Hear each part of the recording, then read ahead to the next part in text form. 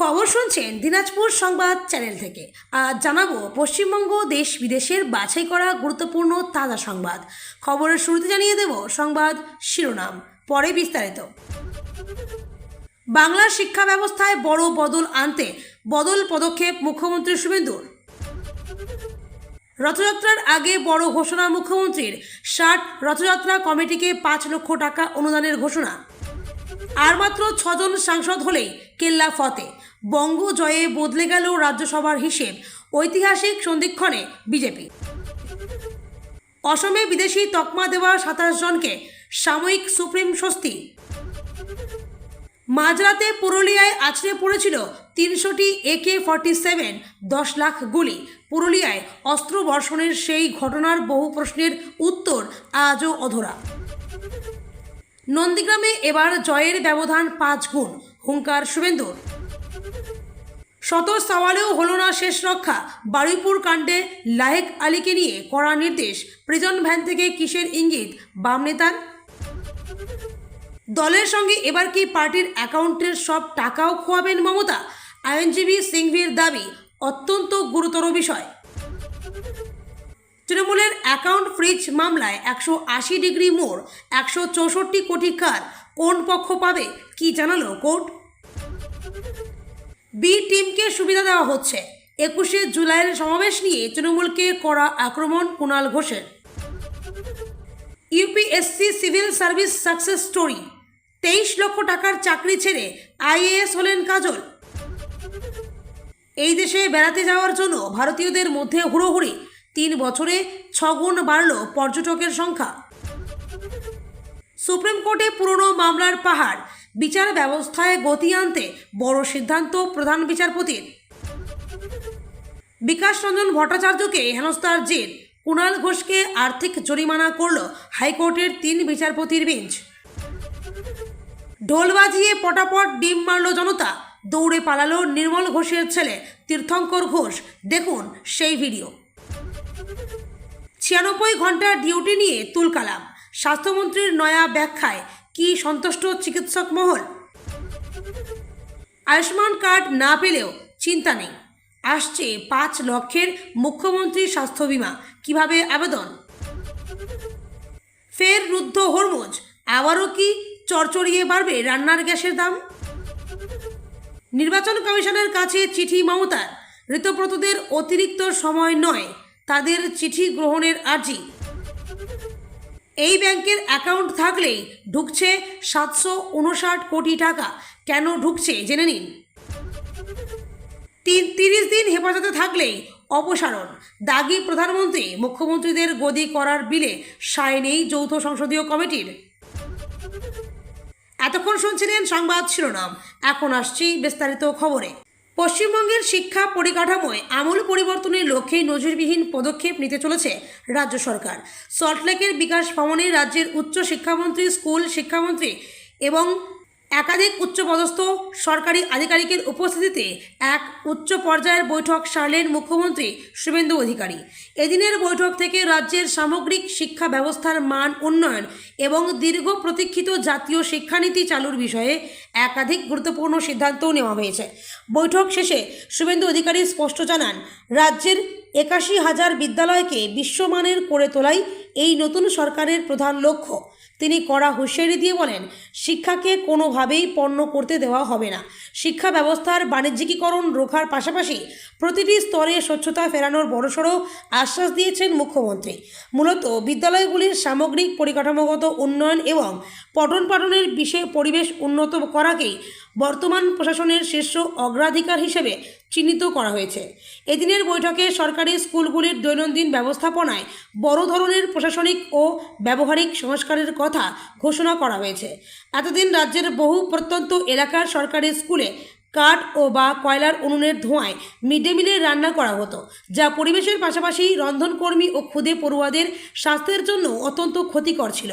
এবার থেকে সেই কথা প্রথা বদলে রাজ্যের প্রতিটি সরকারি স্কুলে মিড ডে মিলের রান্না করা হবে আধুনিক এলপিজি গ্যাস সিলিন্ডারে। এর ফলে রান্নার মনোন্নয়ন ও স্কুল চত্বরের পরিচ্ছন্নতা বজায় থাকবে বলে মনে করছে সংশ্লিষ্ট প্রশাসনিক মহল। রান্নার পদ্ধতিতে এই পরিবর্তনের পাশাপাশি পড়ুয়াদের স্বাস্থ্যের দিকে নজর রেখে বিকাশ ভবনের বৈঠকে বিশেষ গাইডলাইন তৈরি করা হয়েছে। প্রতিটি সরকারি বিদ্যালয়ে বিশুদ্ধ পানীয় জলের সরবরাহ নিশ্চিত করার জন্য অ্যাকোয়াগার্ড বা আধুনিক ওয়াটার পিউরিফায়ার যন্ত্র বসানোর নির্দেশ দিয়েছেন মুখ্যমন্ত্রী।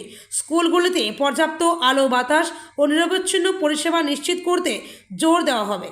বিদ্যুৎ বিভ্রাট এড়াতে এবং পরিবেশ বান্ধব ও সাশ্রয়ী শক্তির ব্যবহার বাড়াতে স্কুলগুলিতে পর্যায়ক্রমে সোলার সিস্টেম বা সৌরবিদ্যুৎ প্যানেল স্থাপন করার সিদ্ধান্ত নেওয়া হয়েছে। এর মাধ্যমে স্কুলগুলির নিজস্ব বিদ্যুৎ চাহিদাও মিটবে এবং বিদ্যুৎ বিলের খরচও এক ধাক্কায় অনেকটা কমবে। স্কুল চত্বর ও শৌচাগার নিয়মিত পরিষ্কার পরিচ্ছন্ন রাখার জন্য প্রতিটি বিদ্যালয় কর্তৃপক্ষকে কড়া নির্দেশ দেওয়া হয়েছে। এই নিয়েই ঠিকঠাক রান্না হচ্ছে কিনা তাও নজরদারি করা হবে। রাজ্যে বিগত কয়েক বছর ধরে আটকে থাকা সর্বভারতীয় জাতীয় শিক্ষানীতি কার্যকর করার বিষয়ে চূড়ান্ত স্তরের প্রশাসনিক প্রস্তুতি করার কথা জানানো হয়েছে। আগের জমানায় আইনি ও রাজনৈতিক জটিলতায় এই নীতি বাস্তবায়নের ক্ষেত্রে অনেক থমকে ছিল। তবে বর্তমান রাজ্য সরকার শিক্ষার গুণগত মান বাড়িয়ে বাংলার পড়ুয়াদের প্রতিযোগিতা করার ক্ষমতা বৃদ্ধির স্বার্থে এই নীতি দ্রুত চালু করতে অত্যন্ত দৃঢ়প্রতিজ্ঞ। কম্পিউটার ও ডিজিটাল শিক্ষা ব্যবস্থার বিস্তার ঘটিয়ে গ্রামীণ এলাকার স্কুলগুলির রূপান্তর সাধনের ওপর জোর দেবে নবান্ন। এর ফলে স্কুল ছুট বা মাঝপথে পড়াশোনা ছেড়ে দেওয়ার প্রবণতা এক ধাক্কায় রোধ করা সম্ভব হবে বলে আশাবাদী প্রশাসন। অনেক ক্ষেত্রেই দেখা যায় উন্নত শৌচাগার বা পরিচ্ছন্ন পানীয় জলের অভাবে ছাত্রছাত্রীরা স্কুলমুখী হতে চায় না, কিন্তু এবার প্রতিটি বিদ্যালয়ে আধুনিক সুযোগ সুবিধা প্রদান করে তাদের স্কুলে ফিরিয়ে আনা হবে। কলকাতায় রথযাত্রার বিশেষ অনুষ্ঠানে উপস্থিত থাকতে চলেছেন মুখ্যমন্ত্রী শুভেন্দু অধিকারী।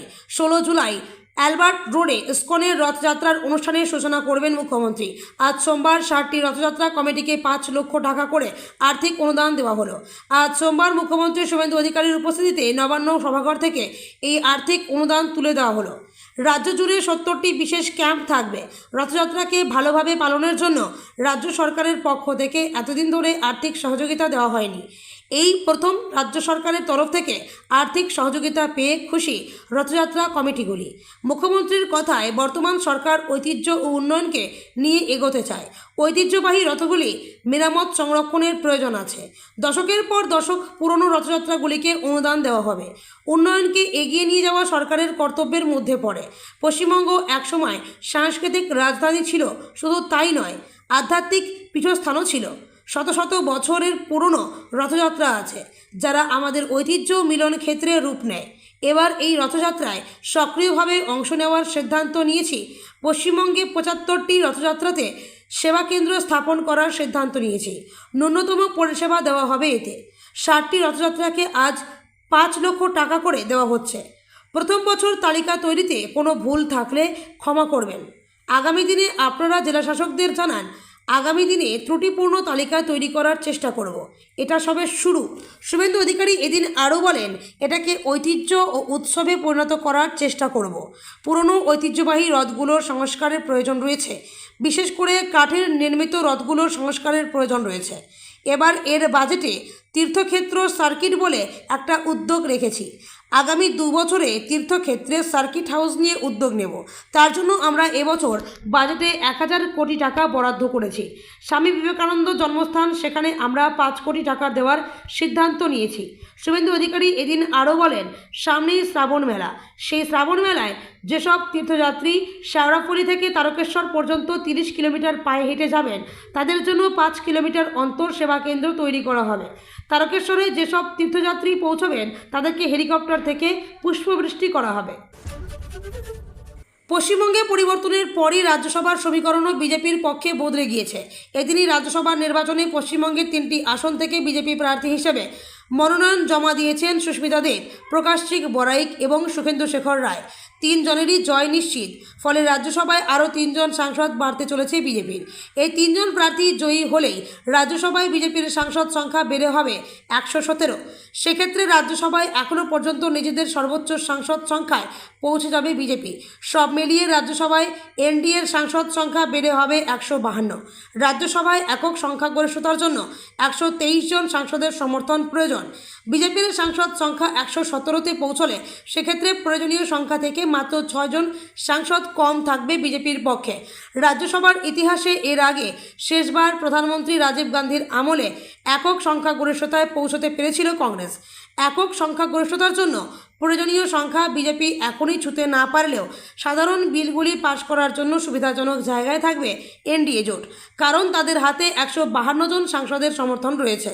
তবে সাধারণ বিলগুলি পাশ হয়ে গেলেও সংবিধান সংশোধনী বিলগুলি পাশ করানোই বিজেপির কাছে প্রধান চ্যালেঞ্জ হতে চলেছে, কারণ রাজ্যসভায় সংবিধান সংশোধনী বিলগুলি পাশ করানোর জন্য ভোটদানের সময় উপস্থিত সাংসদদের মধ্যে 2/3 সমর্থন প্রয়োজন।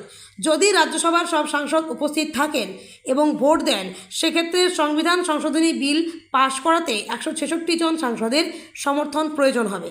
আগামী দিনে সংসদে ফের একবার সীমানা পুনর্বিন্যাস, মহিলা সংরক্ষণের মতো সংবিধান সংশোধনী বিলগুলি পেশ করতে পারে কেন্দ্রীয় সরকার।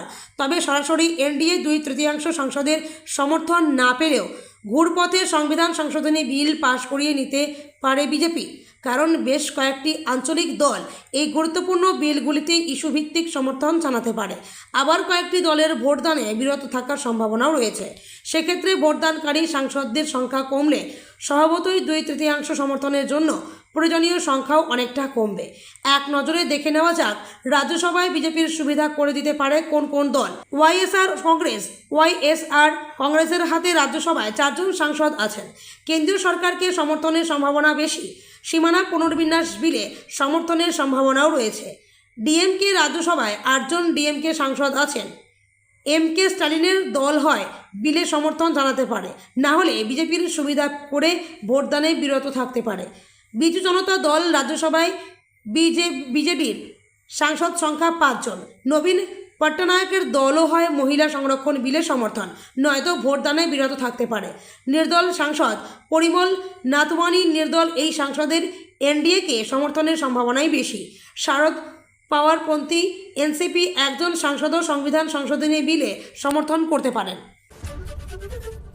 অসমের 27 জনকে বিদেশি নাগরিক ঘোষণার মামলায় গুরুত্বপূর্ণ রায় দিল সুপ্রিম কোর্ট। সোমবার শীর্ষ আদালত স্পষ্ট জানিয়ে দিয়েছে, কোনো ব্যক্তির নাগরিকত্ব বা বিদেশি পরিচয় নির্ধারণের মতো সংবেদনশীল বিষয়ে সিদ্ধান্ত নিতে হলে তা অবশ্যই ন্যায্য, আইনসম্মত এবং যুক্তিসম্মত প্রক্রিয়ার মধ্য দিয়েই হতে হবে। এই পর্যবেক্ষণের ভিত্তিতেই গুয়াহাটি হাইকোর্টের আগের রায় বাতিল করে মামলাগুলি নতুন করে শুনানির জন্য সংশ্লিষ্ট বিদেশি ট্রাইব্যুনালগুলিতে ফেরত পাঠানো হয়েছে। বিচারপতি বিক্রম নাথ এবং বিচারপতি সন্দীপ মেহতার ডিভিশন বেঞ্চ পর্যবেক্ষণে বলেছে, নাগরিকত্ব সংক্রান্ত প্রশ্ন অত্যন্ত গুরুত্বপূর্ণ ও সাংবিধানিক ও আইনি বিষয়, তাই প্রতিটি মামলায় যথাযথ বিচার প্রক্রিয়া অনুসরণ করা বাধ্যতামূলক। তবে একই সঙ্গে আদালত স্পষ্ট করেছে, অবৈধভাবে ভারতীয় নাগরিকত্ব দাবি রোধ করা সরকারের বৈধ এবং গুরুত্বপূর্ণ দায়িত্ব, কিন্তু সেই স্বার্থের কথা বলে ন্যায্য বিচার প্রক্রিয়ার সঙ্গে আপোষ করা যাবে না। এই মামলায় গুয়াহাটি হাইকোর্টের রায় এবং বিদেশি ট্রাইব্যুনালের সংশ্লিষ্ট নির্দেশ বাতিল করেছে সুপ্রিম কোর্ট। পাশাপাশি নির্দেশ দেওয়া হয়েছে, নতুন করে শুনানি শেষ না হওয়া পর্যন্ত ওই 27 জনের বিরুদ্ধে কোনো ধরনের জোরপূর্বক পদক্ষেপ করা যাবে না। আবেদনকারীদের মধ্যে ছিলেন সাবিত্রী দে, আজবাহার আলী, মোহাম্মদ আকবর আলী, আবেদা খাতুন এবং আনোয়ারা খাতুন। তাদের দাবি, ভোটার তালিকা ও সরকারি নথিতে নামের বানানে সামান্য ভুল, টাইপগত ত্রুটি এবং তথ্যের ছোটোখাটো অমিলের কারণেই তাদের বিদেশি ঘোষণা করা হয়েছে। সেই অভিযোগ নিয়েই তারা সুপ্রিম কোর্টের দ্বারস্থ হন। বিচারপতি বিক্রম নাথ ও বিচারপতি সন্দীপ মেহতার বেঞ্চ স্পষ্ট জানিয়েছে, এই রায়ে আবেদনকারীদের ভারতীয় নাগরিক হিসেবে স্বীকৃতি দেওয়া হয়নি। তাদের নাগরিকত্বের দাবির প্রমাণ আদালত এখনও বিচার করেনি। এই সমস্ত বিষয় স্বাধীনভাবে বিচার করবে সংশ্লিষ্ট বিদেশি ট্রাইব্যুনাল। শীর্ষ আদালত সাফ জানিয়েছে, নাগরিকত্বের মতো অত্যন্ত গুরুত্বপূর্ণ একটি সাংবিধানিক বিষয় কোনো তড়িঘড়ি বা পক্ষপাতমূলক সিদ্ধান্তে হতে পারে না। প্রক্রিয়াটি অবশ্যই স্বচ্ছ হতে হবে। এই বিষয়ে আদালত উল্লেখ করেছে, প্রামাণ্য নথিতে সামান্য নামের বানান বা বয়সের তারতম্যের মতো ছোটোখাটো অসঙ্গতি থাকলেই কাউকে বিদেশি বলা যায় না। রায়ে সুপ্রিম কোর্ট বলেছে, দেশের নাগরিকত্বের প্রশ্নে রাষ্ট্রের স্বার্থ রক্ষা করা অবশ্যই প্রয়োজন। যারা আইনত ভারতের নাগরিক নন তারা যাতে মিথ্যের দাবি প্রক্রিয়ার অপব্যবহার বা দীর্ঘসূত্রিতার সুযোগ নিয়ে নাগরিকত্ব অর্জন করতে না পারেন সেই দায়িত্ব রাষ্ট্রের রয়েছে। তবে সেই উদ্দেশ্য পূরণের নামে কোনোভাবেই আইনি প্রক্রিয়ার মৌলিক সুরক্ষা উপেক্ষা করা চলবে না। 1995 সালের শীতের এক কনকনে রাত, চারদিক নিস্তব্ধ। পশ্চিমবঙ্গের পুরুলিয়া জেলার প্রত্যন্ত গ্রামগুলির সাধারণ মানুষ এখন গভীর ঘুমে আচ্ছন্ন। ঠিক সেই সময় রাতের অন্ধকার আকাশ চিরে ভেসে আসে একটি বিশালাকার বিমানের প্রবল শব্দ। কেউ কিছু বুঝে ওঠার আগেই আকাশ থেকে একের পর এক প্যারাশুটের মাধ্যমে মাটিতে নেমে আসতে থাকে বিশাল কাঠের বাক্স। পরের দিন সকালে গ্রামের মানুষ মাঠে ঘাটে ছড়িয়ে ছিটিয়ে থাকা সেই বাক্সগুলো খুলতেই তাদের চক্ষু চরকগাছ হয়ে যায়। সেই কাঠের বাক্সের ভেতরে থরে থরে সাজানো রয়েছে অত্যাধুনিক মারণাস্ত্র। স্বাধীন ভারতের ইতিহাসে জাতীয় নিরাপত্তার ক্ষেত্রে এটি ছিল অন্যতম বড় একটি গাফিলতি এবং রহস্যময় ঘটনা, যা আজও পুরোপুরি সমাধান হয়নি। এই রোমাঞ্চকর এবং অবিশ্বাস্য ঘটনাটি পুরুলিয়ার অস্ত্রবর্ষণ মামলা নামে সারা বিশ্বে পরিচিত। ঘটনার সূত্রপাত এবং প্রাথমিক তদন্ত 1995 সালের 17 ডিসেম্বর গভীর রাতে পুরুলিয়ার ঝালদা, খাটঙ্গা, বেলামু এবং সংলগ্ন বেশ কয়েকটি গ্রামের আকাশে এই চাঞ্চল্যকর ঘটনাটি ঘটেছে। সকালবেলা স্থানীয় গ্রামবাসীরা যখন মাঠে কাজ করতে যান তখন তারা যত্রতত্র ছড়িয়ে থাকা বিপুল পরিমাণ আধুনিক আগ্নেয়াস্ত্র দেখতে পান। খবর পেয়ে স্থানীয় মানুষ দ্রুত ঘটনাস্থলে পৌঁছায় এবং পুরো এলাকাটি ঘিরে ফেলে। এত বিশাল পরিমাণ অস্ত্র দেখে পুলিশের শীর্ষ আধিকারিকরাও বিস্ময়ে হতবাক হয়ে গিয়েছিলেন। পরিস্থিতি বেগতিক দেখে দ্রুত এই ঘটনা তদন্তভার ভারতের কেন্দ্রীয় তদন্তকারী সংস্থা বা সেন্ট্রাল ব্যুরো অফ ইনভেস্টিগেশনের হাতে তুলে দেওয়া হয়। তদন্তে নেমে আধিকারিকরা বুঝতে পারেন এটি কোনো সাধারণ অপরাধীদের কাজ নয়, বরং এর পেছনে রয়েছে এক বিশাল আন্তর্জাতিক ষড়যন্ত্র। বিমানের সন্দেহজনক গতিপথ এবং অস্ত্রের ভাণ্ডার। যে বিমানটি থেকে এই অস্ত্র ফেলা হয়েছিল সেটি ছিল একটি অন্তর্নভো AN-26 মডেলের পণ্যবাহী বিমান। তদন্তে জানা যায় বিমানটি ইউরোপের বুলগেরিয়া থেকে তার যাত্রা শুরু করেছিল এবং পাকিস্তানের করাচি হয়ে ভারতে প্রবেশ করে। আকাশ থেকে যে বিপুল পরিমাণ অস্ত্র ফেলা হয়েছিল তার তালিকা রীতিমতো শিউরে ওঠার মতো। উদ্ধার হওয়া অস্ত্রের মধ্যে ছিল শত শত AK-47 rifle, rocket launcher, anti tank grenade, sniper rifle, 9mm পিস্তল এবং 10 লক্ষেরও বেশি তাজা কার্তুজ। অবাক করার বিষয় হলো ভারতের মতো একটি দেশের আকাশ সীমায় কীভাবে একটি বিদেশি বিমান এত সহজে প্রবেশ করলো এবং দীর্ঘ সময় ধরে অস্ত্র ফেলে নিরাপদে উড়ে চলে গেল। তা নিয়ে দেশের এয়ার ট্রাফিক কন্ট্রোল এবং রাডার ব্যবস্থার চূড়ান্ত ব্যর্থতা নিয়ে সে সময় প্রবল সমালোচনা শুরু হয়েছিল। বাকি অংশে ঘটনার বিস্তারিত বর্ণনা, স্থানীয় প্রতিক্রিয়া, উদ্ধার অভিযান ইত্যাদি রয়েছে। নন্দীগ্রাম উপনির্বাচনকে সামনে রেখে বড় বড় জয়ের দাবি করলেন রাজ্যের বিরোধী দলনেতা শুভেন্দু অধিকারী। রবিবার পূর্ব মেদিনীপুরে এক সাংগঠনিক সভা শেষে তিনি জানান, আসন্ন নির্বাচনে বিরোধীরা তার ধারে কাছেও থাকতে পারবে না। নিজের জয়ের ব্যবধান প্রসঙ্গে তিনি উল্লেখ করেন, অতীতে তার জয়ের ব্যবধান যেভাবে 5 গুণ পর্যন্ত বেড়েছে, এবার তার চেয়েও বেশি ব্যবধানে তিনি জয়ী হবেন। পাশাপাশি বিজেপির লক্ষ্যমাত্রা নিয়ে তিনি জানান, 2024 সালে জেলায় 49% ভোট পাওয়া গেছে এবং আসন্ন পুরো ভোটে তা 70% নিয়ে যাওয়াই দলের লক্ষ্য। তৃণমূল কংগ্রেসের বর্তমান রাজনৈতিক পরিস্থিতির কঠোর সমালোচনা করে শুভেন্দু অধিকারী দাবি করেন, পুলিশ ও আইপ্যাকের সহায়তা ছাড়া দলটি এখন অসহায় এবং বিভিন্ন নির্বাচনে প্রার্থী খুঁজে পেতে হিমশিম খাচ্ছে। এছাড়া 16 আগস্ট খেলা হবে দিবস পালনের পরিবর্তে এই দিনটি আয়ুষ্মান দিবস হিসেবে পালন করার ঘোষণা দিয়েছেন তিনি। বারুইপুরের সূর্যপুরের নাবালিকা ধর্ষণ ও খুনের ঘটনার পর যে নজিরবিহীন অশান্তি এবং গণপিটুনির পরিস্থিতি তৈরি হয়েছিল, তাতে হিংসায় উস্কানি ও প্ররোচনা দেওয়ার অভিযোগে গ্রেপ্তার করা হয়েছে সিপিআইএমের নেতা লাহেক আলীকে। রবিবার রাতে খোদার বাজারের নিজ বাসভবন থেকে তাকে প্রথম আটক করে নরেন্দ্রপুর থানায় নিয়ে যাওয়া হয় এবং পরবর্তীতে তাকে গ্রেপ্তার করে পুলিশ। সোমবার সকালে কড়া নিরাপত্তার মধ্য দিয়ে লাহেক আলীকে বারুইপুর আদালতে পেশ করা হলে মহামান্য আদালত তার জামিনের আবেদন স্থগিত রেখে 21 তারিখ পর্যন্ত অর্থাৎ 8 দিনের পুলিশ হেফাজতের নির্দেশ দেয়। আদালত চত্বরে আনার সময় যে কোনো ধরনের অপ্রীতিকর পরিস্থিতি বা ডিম হামলার আশঙ্কায় কড়া পুলিশি পাহারায় হেলমেট পরিয়ে লাহেক আলীকে প্রিজন ভ্যানে তোলা হয়। এ সময় সংবাদ মাধ্যমের মুখোমুখি হয়ে ধৃত বাম নেতা নিজেকে সম্পূর্ণ নির্দোষ দাবি করে বলেন তিনি রাজনৈতিক প্রতিহিংসার শিকার হয়েছেন। বিরোধীদের আন্দোলন দমন করতেই তার বিরুদ্ধে এই মিথ্যা অভিযোগ আনা হয়েছে এবং তিনি যে উস্কানিমূলক বক্তব্য দিয়েছেন পুলিশকে তা প্রমাণ করার চ্যালেঞ্জ জানান তিনি। সূর্যপুরের এই ঘটনাকে কেন্দ্র করে শুরু থেকেই রাজনৈতিক চর্চা তুঙ্গে। পুলিশের বিরুদ্ধে নিষ্ক্রিয়তার অভিযোগ তুলে এলাকাবাসী যখন বিক্ষোভে সামিল হন তখন প্রথম থেকেই তাদের পাশে দাঁড়িয়েছিল স্থানীয় সিপিএম নেতৃত্ব। সুজন চক্রবর্তী, শ্রমিক লাহিড়ী এবং রতন বাগচির মতো প্রবীণ বাম নেতারা নির্যাতিতার পরিবারের সাথে দেখাও করেছিলেন। বামপন্থীদের অভিযোগ বিজেপি এই ঘটনাকে সাম্প্রদায়িক রং দেওয়ার চেষ্টা করছে এবং রাজ্য সরকার ও পুলিশ প্রশাসন নিজেদের ব্যর্থতা ঢাকতে বিরোধী নেতাদের নিশানা করছে। এমনকি বেশ কিছু সংবাদ মাধ্যমও এই বিষয়ে ভুয়ো খবর প্রচার করে মানুষের মধ্যে বিভ্রান্তি ছড়াচ্ছে বলে তারা দাবি করেছেন। এর আগে গত মঙ্গলবার বারুইপুরে গিয়ে মুখ্যমন্ত্রী কড়া হুঁশিয়ারি দিয়ে জানিয়েছেন যে যারা পুলিশের উপর হামলা করেছে এবং এই ঘটনায় উস্কানি দিয়েছে তাদের কাউকে রেয়াত করা হবে না। রেল লাইন উপড়ে দেওয়া এবং পুলিশের গাড়ি ভাঙচুরের ঘটনায় 200 জনকে চিহ্নিত করার কথাও তিনি বলেছিলেন।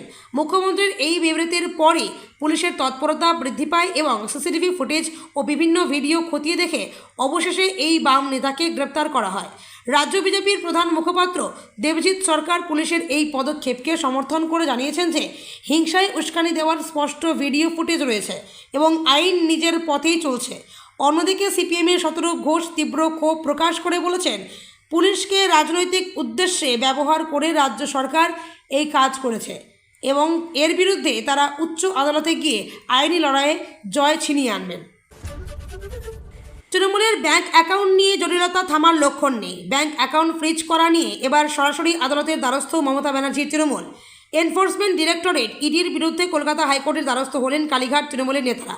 যদিও তৃণমূলের করা সেই মামলার গ্রহণযোগ্যতা নিয়ে পাল্টা প্রশ্ন তুললেন ইডির আইনজীবী। শুধু তাই নয়, দ্বিখণ্ডিত তৃণমূলের এই অবস্থায় কালীঘাট শিবিরের আদৌ এই মামলা করার কোনো রকম এখতিয়ার আছে কিনা সেই প্রশ্নও উঠল এজলাসে। ইডির আইনজীবী এসবি রাজু বলেন তৃণমূল যে এই মামলা করেছে তার অথরাইজেশন লেটার কোথায়, এই মামলা করার অনুমোদন তাদের কে দিল সেই প্রশ্নও তোলেন তিনি। প্রসঙ্গত কালীঘাট তৃণমূলের পক্ষ থেকে দোলা সেন এবং ডেরেক ও ব্রায়েন যে মামলা দায়ের করেছেন সেই মামলা করার বৈধ আইনি অধিকার নিয়েই এবার প্রশ্ন উঠে গেল। ইডির আইনজীবী এদিন আদালতে বলেন জাতীয় কার্যনির্বাহী কমিটি দলের নীতি নির্ধারণী সংস্থা। সেই সংস্থা ডেরেক ও ব্রায়েন ওই কমিটির একজন সদস্য হলেও তিনি নিজে কোথাও উল্লেখ করেননি যে জাতীয় কার্যনির্বাহী কমিটি তাকে এই মামলা করার অনুমতি দিয়েছে। সে কারণে যথাযথ অনুমোদন ছাড়া কোনো ব্যক্তি দলের হয়ে আদালতে মামলা দায়ের করতে পারেন না বলেই ইডির দাবি। এদিকে তৃণমূলের আইনজীবী অভিষেক মনু সিংভি পাল্টা করেন, বলেন কোনো স্বীকৃত রাজনৈতিক দলের সাংগঠনিক পরিচয় বা বৈধতা নিয়ে প্রশ্ন তোলার অধিকার তদন্তকারী সংস্থার নেই। একটি স্বীকৃত রাজনৈতিক দলের মোট 9টি ব্যাংক অ্যাকাউন্ট ফ্রিজ করে দেওয়া হয়েছে, যা অত্যন্ত গুরুতর বিষয়। শুনানির সময় বিচারপতি জানান ব্যাংক অ্যাকাউন্ট ফ্রিজ করার নির্দেশ ইতিমধ্যেই জারি হয়েছে এবং সেই বিষয়ে তদন্ত চলছে। এই অবস্থায় তদন্তকারী সংস্থা তাদের অনুসন্ধানের রিপোর্ট সংশ্লিষ্ট বিচারকারী কর্তৃপক্ষের কাছে জমা দেবে। সেই কর্তৃপক্ষ আইন অনুযায়ী পরবর্তী সিদ্ধান্ত নেবে। প্রসঙ্গত বিধানসভা ভোটের পর দল ভেঙে খান তৃণমূল শিবিরের অস্বস্তি বেড়েছে অ্যাকাউন্ট নিয়ে বিতর্কে।